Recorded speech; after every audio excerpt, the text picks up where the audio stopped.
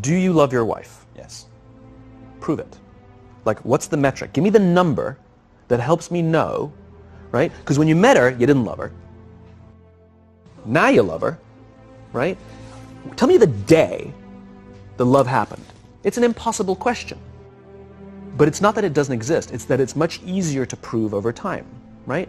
Leadership is the same thing. It's about transition. So if you were to go to the gym, it's like exercise, right? If you go to the gym and you work out and you come back and you look in the mirror, you will see nothing.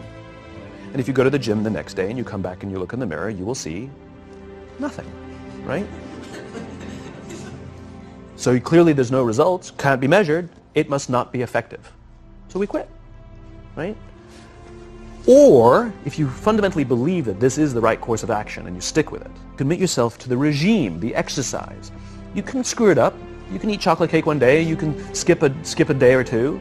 You know, it allows for that.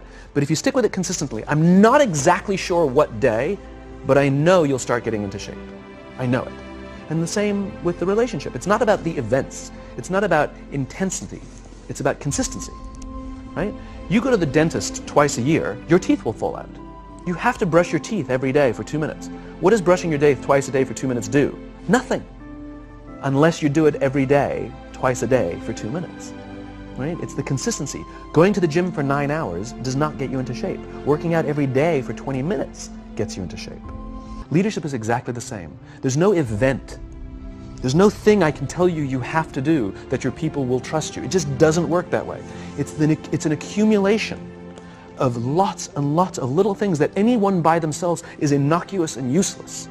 Literally, pointless by themselves. People will look at little things that are good leadership practices and say, that won't work. And you're absolutely right. But if you do it consistently, and you do it in combination with lots of other little things, like saying good morning to someone, that looking them in the eye.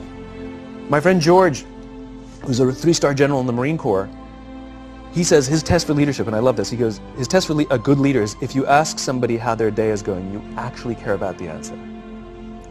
The number of times we're walking to a meeting, we're rushing, we go, how are you? Not good, I got to get to you later, I'm late for a meeting. Right. If you ask the question, you were standing there and you were listening to the answer. It's those little innocuous things that you do over and over and over and over that people will say, I love my job. Not I like my job. I like my job means, yeah, the challenge is great, they pay me well, I like the people. I love my job means I don't want to work anywhere else. I don't care how much somebody else is willing to pay me. I'm devoted to the people here, and I care desperately about the people here as if they were my family.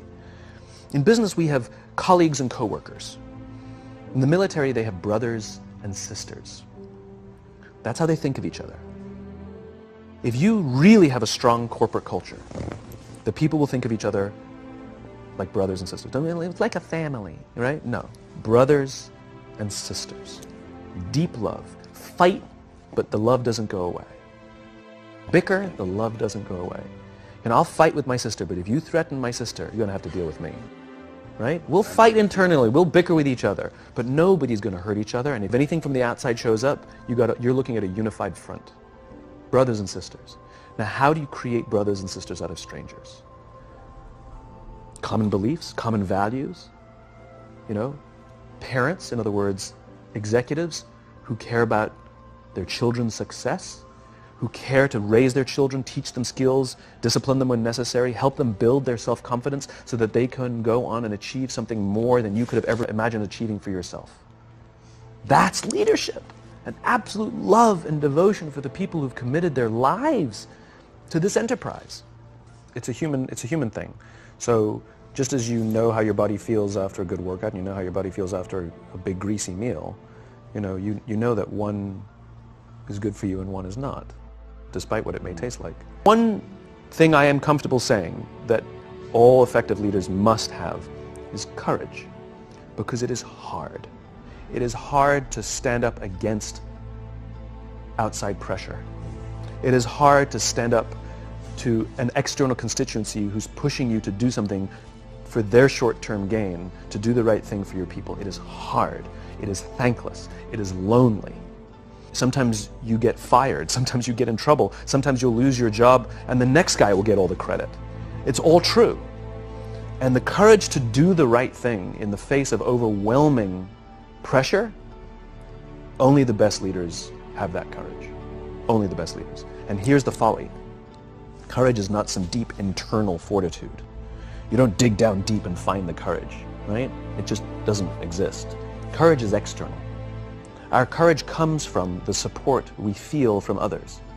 In other words, when you feel that someone has your back, when you know that the day that you admit you can't do it, someone will be there and say, I got you. You can do this.